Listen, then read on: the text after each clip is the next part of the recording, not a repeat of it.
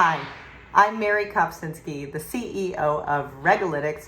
Welcome to this week's Regulatory Roundup. Since November 19th, there have been 269 regulatory updates having to do with financial services in the United States. The regulator of the week is the CFTC. The mission of the U.S. Commodities Futures Trading Commission is to promote integrity, resilience, and vibrancy of the U.S. derivatives market through sound regulation.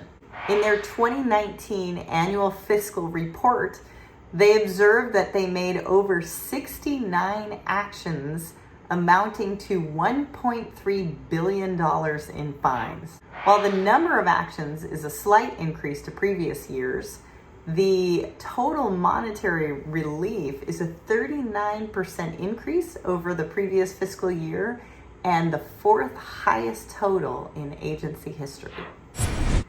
The topic of the week is the Economic Growth, Regulatory Relief, and Consumer Protection Act, which was passed by Congress in May of 2018. There's 6 major goals in the act. 1, improving consumer access to mortgage credit, regulatory relief and protecting consumer access to normal credit, protections for veterans, consumers, and homeowners.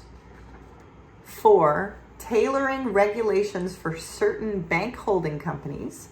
5, encouraging capital formation. And 6, protections for student borrowers. For the last few months, a number of financial regulators have been issuing different rules, bringing them into compliance with this new congressional act. And that leads to our collaboration of the week, which is the federal bank agencies, which is the Fed, FDIC, and OCC are often working together on joint resolutions. So last week, the federal bank regulatory agencies passed some regulatory capital rules and leverage ratios around high volatility commercial real estate. In Cannabis Corner, the Pacific Northwest was ablaze with new rules. Idaho, which does not allow for hemp production in the state, has now passed rules to allow people to use the interstate highways to transport hemp. And Washington State had a lot of rules coming out about cannabis, many with respect to packaging requirements and edibles. It was also an exciting week in crypto. The SEC busted the owner of a Bitcoin store for defrauding investors with false and misleading statements, as well as misappropriating the funds. Also, the CFTC chairman Tarbert wrote an op-ed about how fintech regulations need to be more about principles than about rules. He was also on CNBC talking about the U.S. as a leader in digital assets regulation.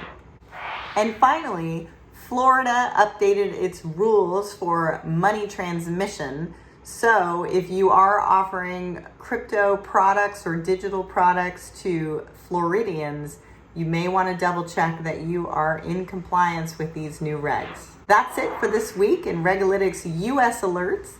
Sign up for your free trial at www.regulalytics.ai, and most importantly, have a very happy Thanksgiving.